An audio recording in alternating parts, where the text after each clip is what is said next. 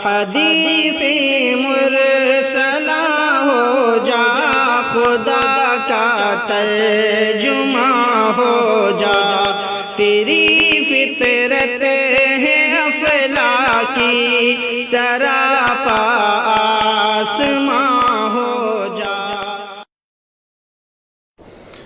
الحمدللہ وکفا وسلام علی عبادہ الذین اصطفیٰ، اما بعد۔ سامعین،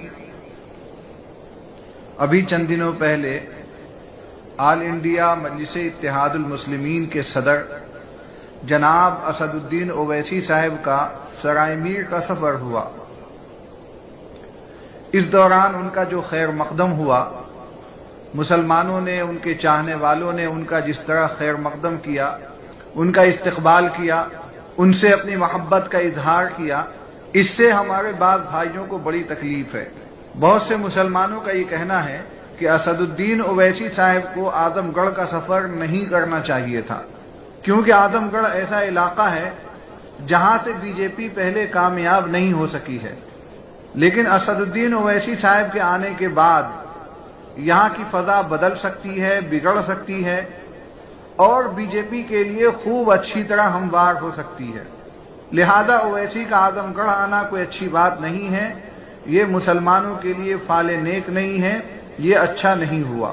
حالانکہ ہندوستان جمہوری ملک ہے، یہاں کے تمام باشندوں کو سیاست میں حصہ لینے کا حق حاصل ہے، چنانچہ یہاں پارٹیوں کی کوئی کمی نہیں ہے۔ چھوٹی سے چھوٹی، بڑی سے بڑی، صوبائی سے لے کر بین الملکی تک تمام پارٹیاں ہندوستان میں موجود ہیں۔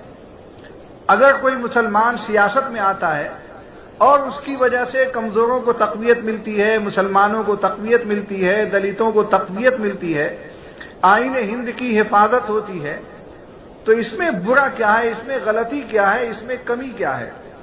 لیکن افسوس کی بات یہ ہے کہ اسد الدین اویسی صاحب کے خلاف ایک طبقہ ایسا بری طرح لگ چکا ہے جیسے انہوں نے کوئی بہت بڑا جرم کیا ہو اور سیاست میں ان کا آنا کوئی گناہ کی بات ہو۔ ابھی چند ماہ پہلے بہار میں اسمبلی کا الیکشن تھا، وہاں اسد الدین اویسی صاحب کی پارٹی نے 5 سیٹیں حاصل کی۔ یہ بڑی کامیابی تھی، تاریخی کامیابی تھی اور بڑی شاندار کامیابی تھی۔ اس سے جہاں اور لوگوں کو تکلیف ہے، وہیں مسلمانوں کو بھی بڑی تکلیف ہے۔ ان کا یہ کہنا ہے کہ مجلس نے 5 سیٹیں اگرچہ حاصل کی ہیں، لیکن ان کی وجہ سے بی جے پی کو بہار میں تقویت ملی ہے۔ اگلا الیکشن بنگال میں ہے، اویسی صاحب کا یہ کہنا ہے کہ ہم وہاں بھی جائیں گے، وہاں بھی الیکشن لڑیں گے، وہاں بھی حصہ لیں گے۔ جو لوگ اویسی کی سیاست سے خفا ہیں، ان کے انداز سیاست سے ناراض ہیں، وہ یہ کہتے ہیں کہ اویسی کا بنگال جانا مسلمانوں کے لیے خطرے سے خالی نہیں ہے۔ ممتا بنرجی بہت اچھی ہیں، بہت اچھا کام کر رہی ہیں، بی جے پی کے لیے رکاوٹ بنی ہوئی ہے، آہنی دیوار بنی ہوئی ہے۔ اویسی صاحب وہاں جائیں گے تو بی جے پی کے حق میں ماحول بنائیں گے۔ اگرچہ اویسی نیت کے ٹھیک ہیں، اپنے عمل میں مخلص ہیں، لیکن ان کا کام، ان کی گفتگو، ان کا انداز مسلمانوں کے لیے نقصان دہ ثابت ہوتا ہے۔ لہذا اویسی صاحب بنگال نہ جائیں، وہی اچھا ہے، ورنہ بنگال جیسے سیکولر صوبے میں بھی بی جے پی کا غلبہ ہو جائے گا اور وہاں کے مسلمان جو پسماندگی کی حالت میں ہیں، مزید پریشانی کے شکار ہو جائیں گے۔ اسد الدین اویسی صاحب کے خلاف مسلمانوں کا ایک طبقہ اس طریقے سے پڑا ہے اور ایسے ایسے الفاظ اور ایسے ایسے جملے نکالتا ہے، معلوم ہوتا ہے کہ اویسی صاحب کا سیاست میں کھڑا ہونا انتہائی جرم کی بات ہے، گناہ کی بات ہے۔ اللہ جانتا ہے معاملہ کیا ہے۔ ہونا تو یہ چاہیے تھا کہ ہندوستان میں مسلمانوں کی ایک سیاسی پارٹی ہوتی جس کے بینر تلے ہندوستان کے تمام مسلمان ہوتے اور اپنی سیاسی قوت کی پرورش کرتے، لیکن افسوس کی بات یہ ہے کہ مسلمانوں کی اب تک کوئی مضبوط پارٹی نہ ہو سکی۔ حالانکہ آزادی سے پہلے مسلم لیگ تھی، جمعیت علماء ہند نے بھی سیاست میں کافی حصہ لیا، اس کے ذمہ داران الیکشن میں حصہ لیتے تھے، باقاعدہ کھڑے ہوتے تھے، ووٹنگ ہوتی تھی ان کے حق میں یا ان کے خلاف، یہ تمام چیزیں ہوتی تھی۔ لیکن عجیب بات یہ ہے کہ جیسے ہی ملک آزاد ہوا، جمعیت علماء ہند نے الیکشنی سیاست کو چھوڑ دیا۔ کاش جمعیت الیکشنی سیاست سے دور نہ ہوتی اور کاش کہ وہ اپنے فیصلے کو بدل دیتی۔ ملک میں مسلمانوں کی اب بھی کئی سیاسی پارٹیاں ہیں جن میں مسلم لیگ ہے، مولانا بدر الدین اجمل صاحب کی پارٹی ہے، پاپولر فرنٹ ہے، اسد الدین اویسی صاحب کی پارٹی ہے، مولانا عامر رشادی صاحب کی پارٹی ہے، اسی طرح ڈاکٹر ایوب صاحب سردن کی بھی پارٹی ہے جو پیس پارٹی کے نام سے جانی جاتی ہے۔ ہندوستان میں کل ملا کر 6 مسلم پارٹیاں ہیں، لیکن حیرت انگیز بات یہ ہے کہ ان پارٹیوں میں کوئی اتفاق نہیں ہے، بلکہ الیکشن کے وقت میں ایک پارٹی کے لوگ دوسری پارٹی کے خلاف بولتے ہوئے دکھائی دیتے ہیں۔ ایسا معلوم ہوتا ہے کہ مسلم پارٹی کا قیام مسلم پارٹی کے خلاف بولنے کے لیے ہوا ہے۔ یہ انتہائی افسوسناک پہلو ہے، شرمناک پہلو ہے۔ یہ ایک ایسا تاریخ پہلو ہے جب سوچئے تو سینے پہ سانپ لوٹنے لگتا ہے۔ ہندوستان کو آزاد ہوئے تقریباً 80 سال ہو گئے۔ ان 80 سالوں میں مسلمانوں نے سیاست میں کوئی خاص حصہ نہیں لیا۔ اس کا نتیجہ کیا نکلا؟ دوسری پارٹیاں آتی رہیں، مسلمانوں کا استحصال کرتی رہیں۔ ان 80 سالوں میں ایک طویل زمانہ کانگریس کا ہے جس کا کام ہی یہ تھا کہ مسلمانوں کو دبائے، کچلے اور اسے ہر طریقے سے پسماندہ بنا دے۔ چنانچہ آج مسلمان جو اس پوزیشن میں ہیں یہ کانگریس کا کیا ہوا ہے۔ سیاست سے مسلمانوں کو دور نہیں ہونا چاہیے۔ جتنے انبیاء علیہ السلام آئے ہیں تمام کے تمام سیاسی ہوئے ہیں، لہذا سیاست اصلاً مسلمانوں کی چیز ہے، مسلمانوں کی جاگیر ہے۔ لیکن جب مسلمانوں نے اسے چھوڑ دیا تو دوسری قومیں آگے آئیں اور انہوں نے ہمیں غلام بنانا شروع کیا۔ آج صورتحال یہ ہے کہ مذہبی معاملات آ جائیں تو مسائل بتانے کے لیے مولانا صاحب ہونے چاہیے، مفتی صاحب ہونے چاہیے، عید کی نماز پڑھانے کے لیے امام صاحب مسلمان ہوں، 5 وقتہ نمازوں کے لیے امام صاحب مسلمان ہوں، تراویح کی نماز کے لیے امام صاحب مسلمان ہوں، کوئی دینی جلسہ ہو، دستار بندی کا جلسہ ہو تو اس میں بیان کرنے کے لیے جو لوگ آئیں وہ سب مسلمان ہوں۔ گویا زندگی کے تمام شعبوں میں مسلمانوں کو امامت ملنی چاہیے۔ لیکن سیاست ایک ایسی چیز ہے جو اصلاً مسلمانوں کی تھی، اسے مسلمانوں نے ایک دم چھوڑ دیا، اور ہندوستانی مسلمانوں نے تو گویا فیصلہ کر لیا ہے کہ ہمارے تمام معاملات میں امام مسلمان ہوگا، لیکن سیاست میں ہم اپنے مسلمانوں کو امام ہونے نہیں دیں گے۔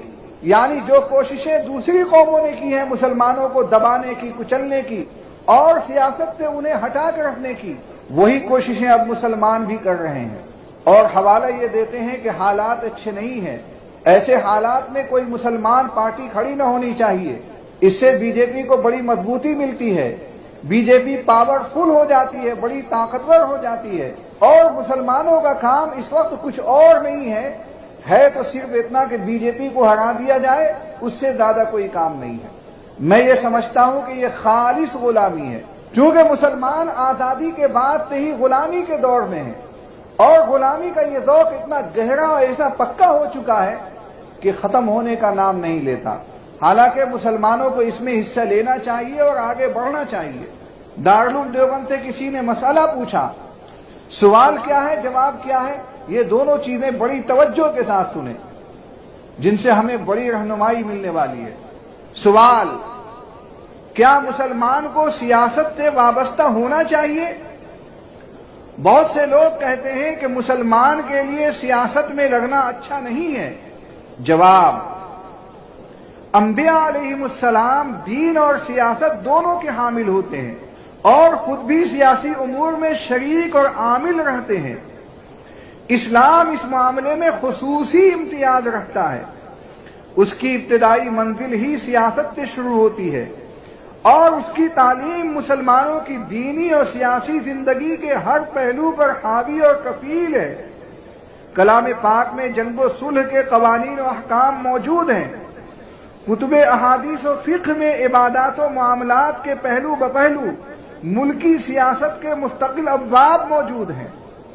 دین کے ماہر شرعی سیاست کے بھی ماہر ہوتے ہیں۔ کفایت المفتی جلد 9 صفحہ 304 اور فقہی مقالات میں ہے۔ موجودہ دور کی گندی سیاست نے الیکشن اور ووٹ کے لفظوں کو اتنا بدنام کر دیا ہے کہ ان کے ساتھ مکر و فریب، جھوٹ، رشوت اور دغابازی کا تصور لازم ذات ہو کر رہ گیا ہے۔ اسی لیے اکثر شریک لوگ اس جھنجھٹ میں پڑنے کو مناسب ہی نہیں سمجھتے، اور یہ غلط فہمی تو بے حد عام ہے کہ الیکشن اور ووٹوں کی سیاست کا دین و مذہب سے کوئی واسطہ نہیں ہے۔ یہ غلط فہمی سیدھے سادے لوگوں میں اپنی طبعی شرافت کی وجہ سے پیدا ہوئی ہے۔ اس کا منشا اتنا برا نہیں ہے، لیکن نتائج بہت برے ہیں۔ یہ بات صحیح ہے کہ موجودہ دور کی سیاست بلا شبہ مفاد پرست لوگوں کے ہاتھوں گندگی کا ایک تالاب بن چکی ہے، لیکن جب تک کچھ صاف ستھرے لوگ اسے پاک کرنے کے لیے آگے نہیں بڑھیں گے، اس گندگی میں اضافہ ہی ہوتا چلا جائے گا۔ اس لیے عقل مندی کا تقاضا یہ ہے کہ سیاست کے میدان کو ان لوگوں کے ہاتھوں سے چھیننے کی کوشش کی جائے جو مسلسل اسے گندا کر رہے ہیں۔ حدیث شریف میں ہے، ان الناس اذا رأوا الظالم فلم يأخذوا على يديه اوشك ان يعمهم الله بعقاب۔ ابو داؤد شریف جلد 2 صفحہ 596۔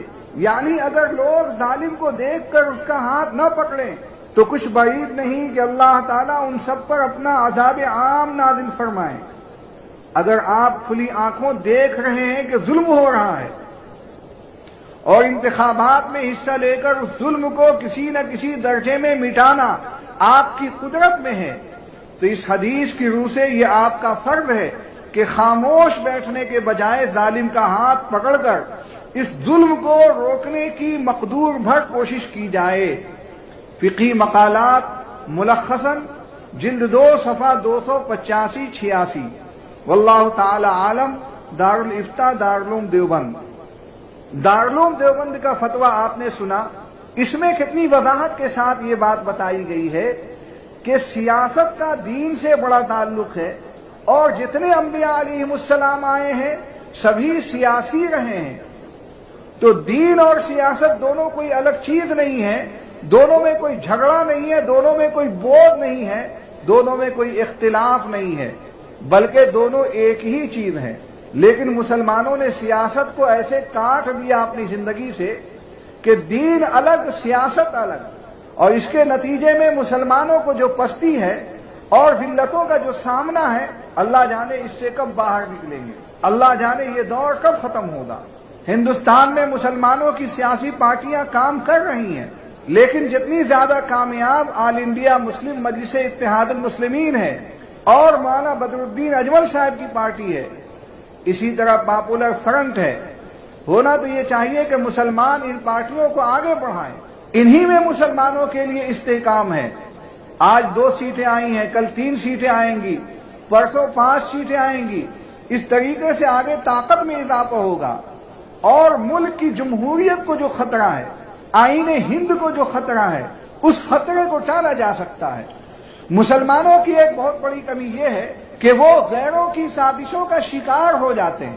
ابھی بی جے پی کے رہنما ساکشی مہاراج کا ایک بیان گردش میں ہے، جس میں وہ یہ کہتا ہے کہ اسد الدین اویسی نے بہار میں ہمیں کامیاب بنایا، بی جے پی کو کامیاب بنایا، اب بنگال میں بھی وہ ہمیں کامیاب بنائیں گے۔ ساکشی مہاراج کے اس بیان سے مسلمانوں کا وہ طبقہ جو اویسی کے خلاف ہمیشہ آگے آگے رہتا ہے، اس نے کہا کہ دیکھو، ہم تو کہتے ہی تھے کہ اویسی کی پارٹی بی جے پی کی بھی پارٹی ہے، لیکن آج ساکشی مہاراج کے بیان سے بھی ثابت ہو گیا کہ آل انڈیا مجلس اتحاد المسلمین بی جے پی کی ہمنوا پارٹی ہے، دونوں ایک ہی چیز ہیں۔ یہ پارٹی مسلمانوں کا کام نہیں کرتی، بلکہ اپنے جذباتی بیانات اور جذباتی خیالات کی وجہ سے مسلمانوں کو مشتعل کرتے ہیں اور بی جے پی کو مضبوطی عطا کرتے ہیں۔ ساکشی مہاراج کے بیان کو اتنی زیادہ اہمیت دینے کی ضرورت نہیں تھی۔ سوچنا یہ چاہیے، یہ سب سیاسی چال ہوتی ہے، سیاسی انداز ہوتا ہے، کسی کو پٹخنے کا، کسی کو دبانے کا، اپنے حریف کو کچلنے کا۔ چنانچہ آپ نے دیکھا ہوگا کہ جب 2019 میں ہندوستان کا لوک سبھا انتخاب ہوا تو پاکستان کے وزیر اعظم عمران خان نے کہا تھا کہ میری خواہش یہ ہے کہ نریندر مودی دوبارہ وزیر اعظم بنے۔ تو اس طرح کے بیانات کا مطلب ہم نوائی نہیں ہوتی ہے، بلکہ اپنے حریف کے خلاف ماحول بنانا ہوتا ہے، فضا بنانی ہوتی ہے۔ حقیقت یہ ہے کہ اویسی صاحب کی پارٹی مسلمانوں کے لیے کام کر رہی ہے، جیسا میں نے سمجھا ہے۔ باقی اللہ ہی جانتا ہے کہ حقیقت کیا ہے۔